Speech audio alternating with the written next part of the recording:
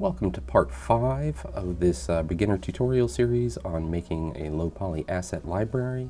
In this episode, we're going to dive into procedural textures and we're going to texture our sword. Here we have our wonderful sword. So we need to do the same things that we've done before. So let's go to the, first just go to layout so that we're just on the sword.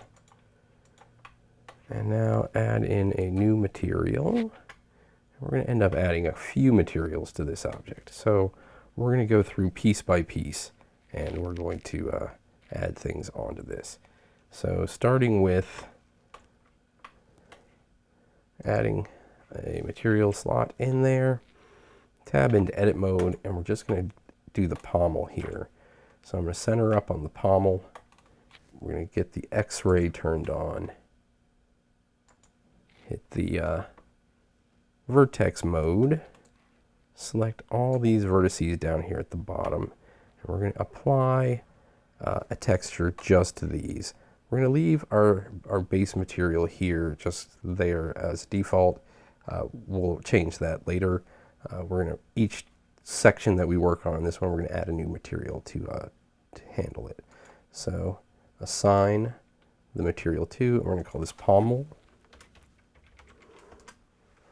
So with the pommel selected and assigned, now we can go ahead and start doing some stuff to this. So let's go into the shading mode.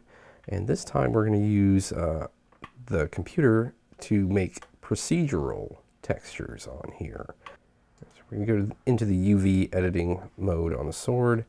We're going to tab in object mode. We're going to go Control A, apply the scale, tab to go into edit mode, A to select all, click UV, Smart UV project, and then we can go ahead and go back into the shading mode. And now we have a UV map set up. We're not going to use it in the same way we did before, but we do want to have that set up. So go up, click add. So you're going to go down to texture, and then you're going to click on Voronoi texture. All right, and we need a couple things here because this is going to generate a way for us to mix a couple colors together in an interesting way. So now we're going to add in, go down to color, and you go mix RGB, and then we're going to use the distance in this Voronoi texture to set the factor between these two colors of how they're being mixed. We're going to plug the color in here, and then we're going to change color 1 to sort of a green. Something like about like this. Because we want to make this pommel looks like it's made of sort of a bronze or a tarnished copper, I'm thinking. So if we make this sort of a brown color, orangish brown, along with this green, might be a little bit bright green. Let's make it a little bit more faded. But now, as you can see, that is actually mixing the green and the brown together. So it looks a little bit like a sort of corroded bronze or corroded copper, where you can mess with the scale to change the sort of the pattern that is being applied to this thing. And so I kind of like this. Let's get it back to the default, which was 5. You can also then change these options here, which are sort of different computational ways that this is being generated. And so I like the Minkowski one. And if we then bump this up to 2 there, and bump this down just a little bit, something like that.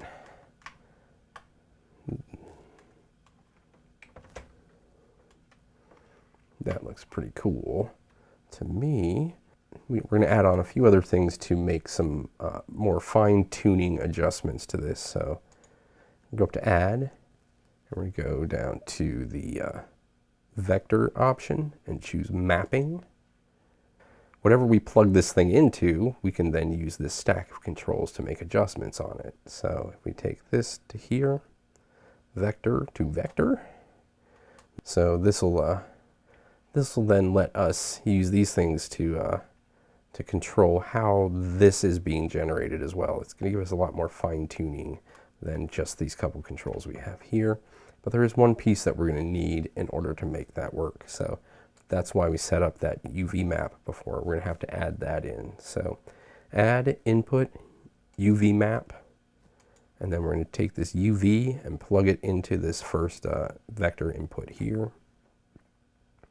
And now if we go over here and drop down, select UV map.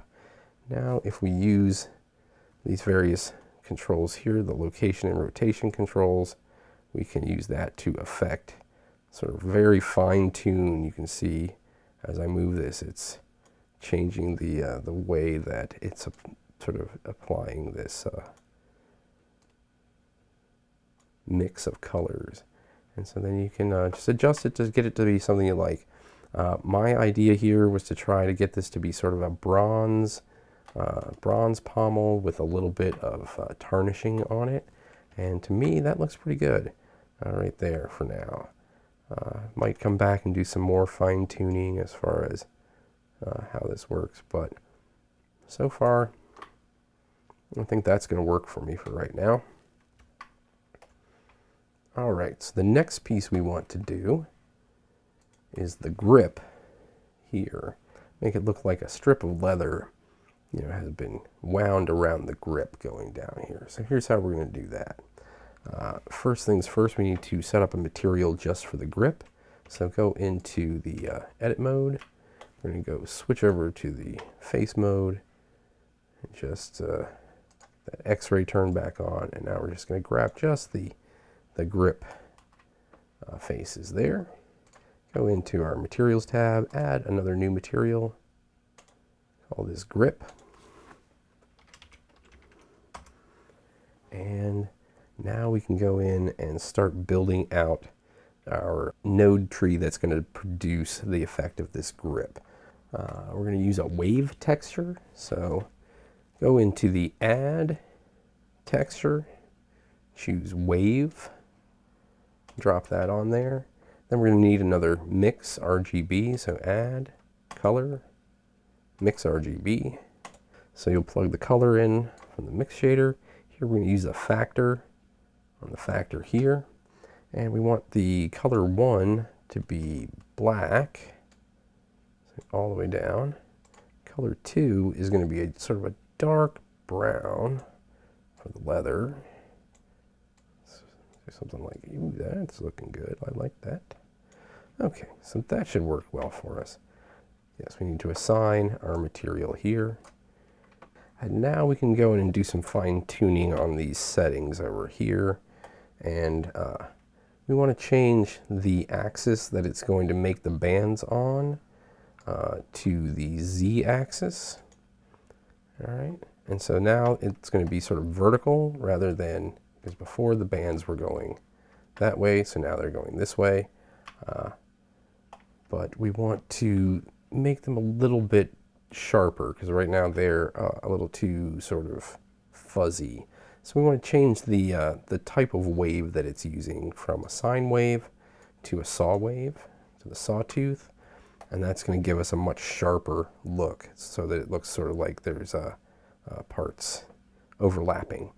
And I've actually found that for me, I think it looks better if this is sort of flipped upside down. So we're going to set this to negative. So just drag to the left on the scale and just find something that looks to you like about the size of like a strip of leather that's been sort of wound around this, this handle. And so for me, that looks pretty good. I like that. I think that'll work. Next up, we need to do the quillions on the hilt here. So again, we're going to go select all those faces for the quillions. You can do box select, then shift and box select to select multiples. And you basically just want to grab all of that there, and then we're going to add another material, assign it to that, new,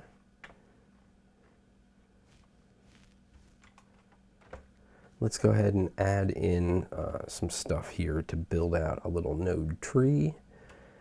Start off, let's go ahead and just start off with a UV map, because we're going to want that to be able to do some adjustments on another similar kind of texture generator. This one is called a Musgrave texture. So we're going to go add texture, Musgrave texture. And this is similar to the Voronoi texture that we used earlier for the Pommel, but just does some slightly different stuff. And we're going to need to connect up a few things to make this give us a cool look. I was thinking for the Quillians we can make those look like they were made out of brass. So we're going to want it to be sort of a golden yellowy shiny metal. So in order to make that, we're going to need to add a few other things here. Add, and we're going to go down to vector. We're going to put a mapping node in here between the UV map. Connect up the UV map here. Plug in the vector. So with the mapping node there connected up, we want to choose our UV map. And this is going to give us the control of to how this is being applied to our mesh there. We need to add in some color, so we're going to do a mix RGB again. This is one of the most useful nodes out there. So we're going to pull out the height here, and we're going to plug that into the factor. Here we're going to take a sort of a more orange, make it nice and bright. A little more orange on the number 1, a little more yellow on the number 2, make them both nice and bright. And then we want to add in a color ramp. Yeah, so go to converter, then choose color ramp. This is one of my favorite nodes to play with as a control, because what it does is it lets you sort of isolate a range of colors to then be able to play with on something else. So, yep. So connect up the color ramp like this, and we want to set this, instead of being the black to white, we want to set these colors to be these two colors. So click on that, and it brings up the color picker. Use the eyedropper. And we're going to make this one the darker color. And then we want to click on the one on the other end. And click on the white, eyedropper, the yellow. And now you can see that it has, go back into object mode up here if you need to, so you can see it better. But now it has applied our color. So right at the moment it looks like it is exactly the same. So we want to just make some slight adjustments. Let's make that a little bit more orange.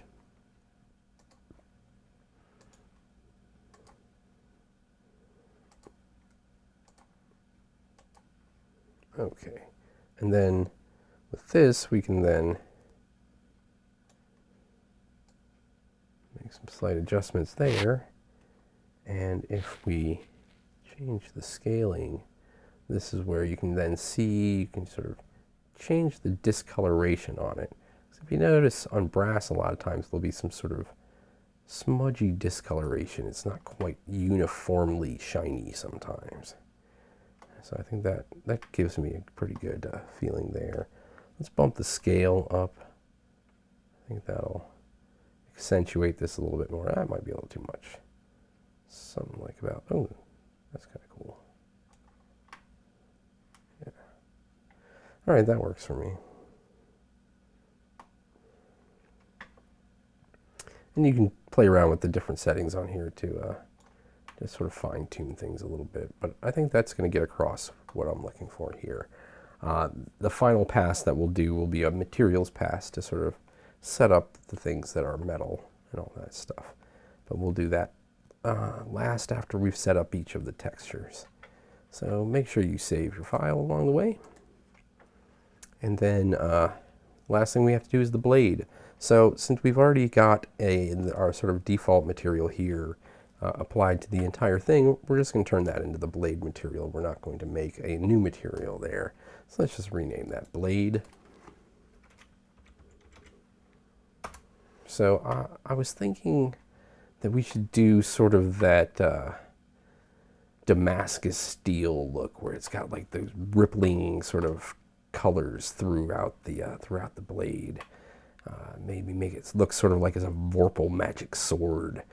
So to do that, so we're going to go up here and add in a magic texture. So go to Texture, Magic Texture, drop that in. Then we're going to add in Color, a Mix RGB. We're going to plug the factor into the factor here. And now we're going to add another one. So with this selected, we're just going to go Shift D to duplicate, just like we're in the 3D window modeling something. And the same shortcut keys on your keyboard will do pretty much the same thing in the other windows as well.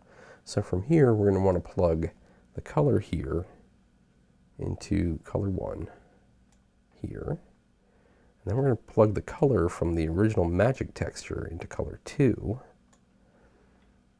And we're going to change mix. We're going to go in here and we're going to choose color dodge. So all these different settings here will do different ways to combine these two inputs. So the color dodge is going to give us a very specific look that we're going to like. So now let's plug this color into the base color. And so as you can see, we're now getting sort of this rippling pattern that looks like pretty cool, like iridescent almost. But it's not quite what we want. We want it to be darker. We want the pattern to be a little bit more, a little less blobby. So in order to do that, the first things we're going to want to do is change up these colors a little bit. Let's do a dark gray for the color for color 2. Make that a dark gray, something about like that. And then for color 1, we're going to make that a lighter gray, but a little bit darker than it is already. So that's good. And then we want to change a few of these settings down here. We're going to bump up the depth to 3. And we're going to set the scale to 2.1. And the distortion, set that to 5. And now we're going to hit clamp on the color dodge here. And we're going to set this to 0.15. And now that's giving us a pretty decent looking start to a sword. So our textures are pretty much set up. The next thing we're going to want to do is tweak the materials on each of these to sort of bring out what the material is made of and get it looking real nice. So let's do that now. All right, so on the blade, just scroll down in the materials setting, and we're going to want to change the metallic to 0.9. We'll bump up the specular a little bit to 0.616. That looks good.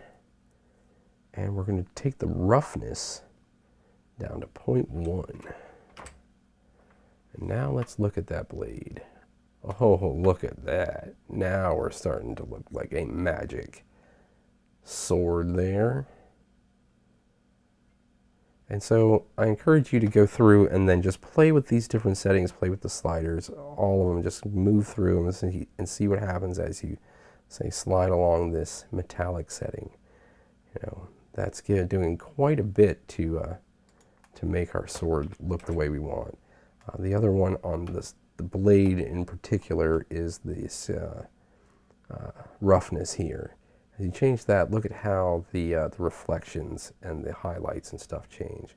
And when it's down to our 0.1, it just looks really cool, almost a mirror finish. But let's go keep going. We're going to go down to the hilt here and make some adjustments there to that material. And so that's also going to be a pretty metallic, reflective kind of thing. So let's bump that also up to 0.91. And then we'll leave the specular and the roughness the same. The rest of it will be pretty good, because we don't want that one to be overshadowing like the shininess of our sword. Maybe give it a little bit of a polish, so we'll bring the roughness down just a little bit. I think that's probably pretty good.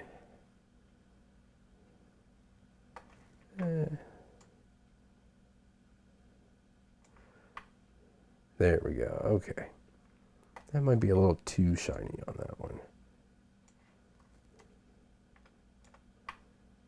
Okay. I'm liking that. That's shiny enough. All right. So next we'll do the sort of the grip. And that should be a lot more. That's leather. That's worked by your hands. Might be a little shiny in places, but for the most part, I think we want to bump the roughness up on this one.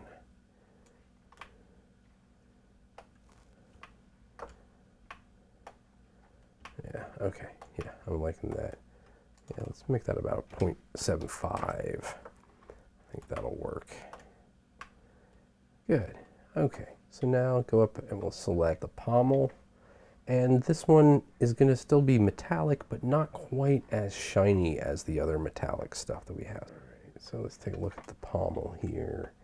And yeah, we'll bump up the like to 0.75, let's say. And then we can bump the specular up a little bit, let's say 0.63. Yep, so there you go. That's another way to do some texturing, to add some texturing to your objects, is just through pure math. We use these math functions to adjust some colors and sort of mix them in interesting ways, and then used a vector to manipulate how those things were being applied to our objects. And we're able to make something pretty neat just by clicking some buttons and moving some sliders and connecting up some stuff. We're able to make something pretty cool. That brings us to the end of part 5. In part 6, we are going to hand paint a texture for the barrel. If you enjoyed this tutorial, I have other tutorials in the works, so hit the subscribe button so you don't miss out on them.